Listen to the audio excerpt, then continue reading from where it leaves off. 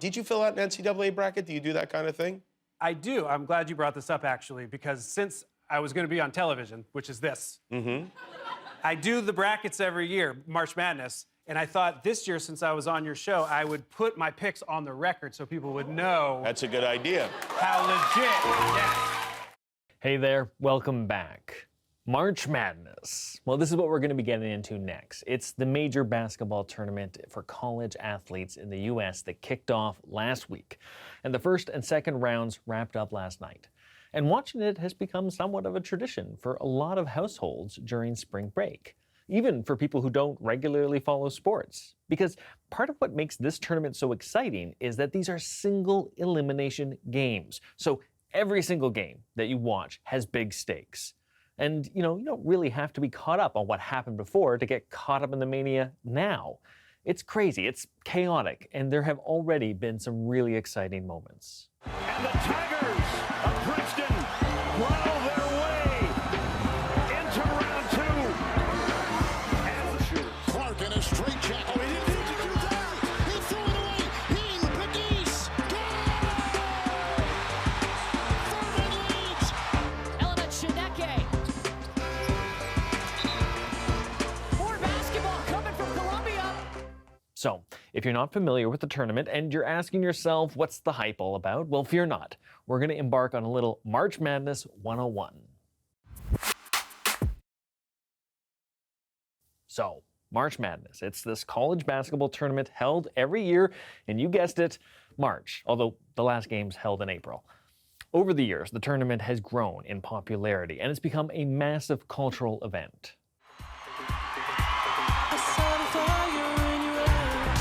Stage is set. The madness is here. Welcome to March. Gonna be a wild ride. Oh my goodness. Yeah, it's huge. And every year people are filling out one of these.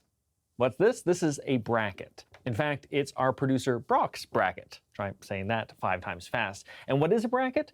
Well, it's essentially a sheet showing all the teams, and you fill it out trying to guess who's going to win. And filling out a March Madness bracket is a pretty popular thing to do. I'm told all the most handsome people are doing it. At least that's what my producer says. But seriously, a lot of people are filling out these things. Politicians, celebrities, you name it. Like this one. This is former President Obama's bracket for this year. So these things, they are easy to fill out, but they're really hard to get right. The odds of getting a perfect bracket, predicting all of the games correctly, are 1 in 9.2 quintillion. That is a really, really big number. Apparently, it's more likely for 4 members of the same family to get hit by lightning separately.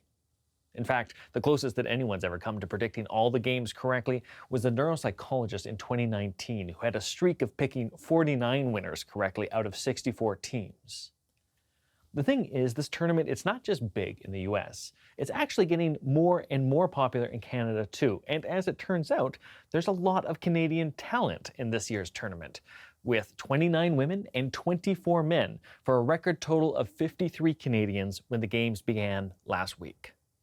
So, we're only getting started on this. There are still 2 more weeks left of games to go, but today we want to dig into some of the biggest Canadian names and also figure out how the tournament became such a big deal. And so for this, we have the perfect person to help us figure this all out.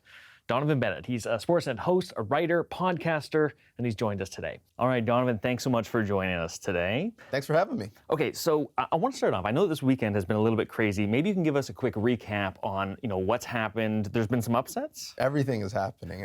Crazy is understatement of the year. Yeah, some upsets. 2 of the number 1 seeds, gone. Yeah. 2 of the number 2 seeds, gone. You have small schools like Princeton of all teams winning big games. We have a 15 seed that's still alive and looks like it's really about to do some damage. So, yeah, crazy finishes, crazy upsets. Yeah. Okay, so this kind of fits into my theory for why March Madness is so exciting. You can tell me if this take makes sense or not, but this feels like it's kind of like the perfect bandwagon sporting event. I mean, all the stakes are right there. You can have these crazy upsets, and you don't have to worry about what you know beforehand or what you know after. Is this part of maybe why this has been such a success? I think it's a big part of it. I think you could tune in at any time, and there's a built-in David versus Goliath storyline. Small schools going against these big power schools, these sometimes small players going against big players who are going to be in the NBA. Nowhere else could you see a bit of a reality TV show where, a guy who's going to work at Goldman Sachs in a couple months for Princeton is playing against a guy who's going to be in the NBA. But we watch, and in the tournament, everything is equal. And to your point, there's someone like me who studies, who researches, who watches, who stresses, who fills out a bracket feeling super confident, and then a couple hours later is it already in last. And then there's someone like my wife who makes her picks based off of where she'd like our children to when they go to school, and she's in first place. So whether you're doing it based off of uniform you like or what mascot would win in a fight, it's kind of equal when it comes to the March Madness tournament because it is essentially just madness. You've touched on some of these things here that make it so appealing, and I'm curious because I've recently, in the last couple of years, gotten into watching NBA basketball more. But I'm not a huge sports person. But if you're trying to say like you should be watching this, how is this different than the product, the entertainment that we get out of something like the NBA? So the quality is not as high, but that doesn't mean the entertainment value is not as high. Think about the NBA playoffs. It's after an 82-game season. You have to win 16 games to win the title. This is 6 games, and you win a title.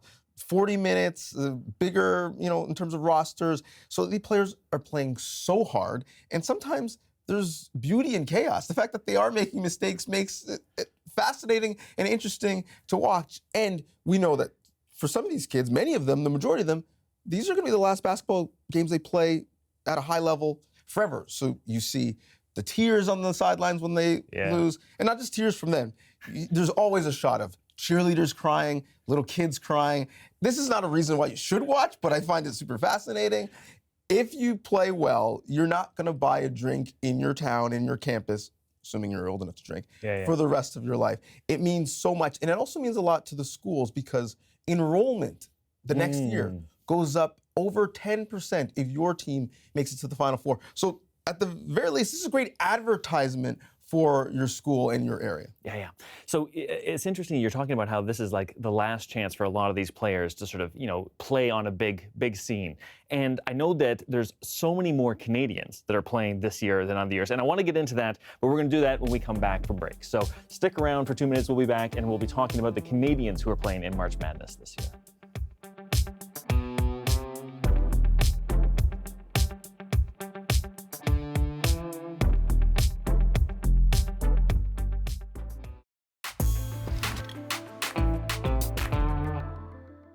Okay, so we're still here with Donnovan Bennett talking about March Madness. Now, Donnovan, we said that there's a lot of Canadians that are involved in this year's tournament. What's the talent we should be paying attention to? So much. Let's start with the ladies. 2 years ago, there were 4 Canadians in the Final Four. Last year, Aaliyah Edwards and Letitia Emihir faced off in the finals. We could see that again. Aaliyah Edwards for UConn, MIP in the Big East, MVP of the Big East tournament. She's from Kingston. Letitia Emihir from Mississauga. Dawn Staley says she's the most versatile player she's ever coached. She could become the first player since Kieran Oudshoorn to win back-to-back NCAA titles, and probably going to become first player since Bridget Carlton, Canadian player that is, to be drafted in the WNBA. Oh, wow. Also on the female side, Cassandra Prosper for Marquette. Her brother, Olivier-Maxence Prosper, is playing on the men's side, so we have a bit of a sibling rivalry as well. But when it comes to the men, it's all about Zach Edey, who is sadly out of the tournament now, but expected to be draft pick in the first round. 7'4", could be the Wooden Player of the Year as the best player in college basketball. And he started playing when he was 16, not that long ago for Purdue. And Marcus Carr, who is in his 5th year, got an extra year because he missed a year because of COVID. He's on his 3rd team, but played internationally for Canada this summer. He's really found his way at the end of his career. He is a really talented point guard, and he could find himself in the NBA as well if he has a good tournament. Amazing. Okay, so many Canadians to be paying attention to. Just before we end here, let me ask the big question. Who do you think is going to win? What's your pick for the winner for March Madness this year? So before the tournament started, my pick was Houston. Okay. And they're still alive, so I'm going to stay with it. I will say, though, that I'm the person who puts in a pool under my children's names. So I also have Texas and UConn winning it, depending on who you ask. But essentially, whatever I say, you should bet the opposite. That is a good thought. Brilliant. Well, Donnovan, thanks so much for joining us. Again, if you want to check out March Madness, there's another 2 weeks of games. This is about that. I'm Kieran Oudshoorn. Thanks for joining us.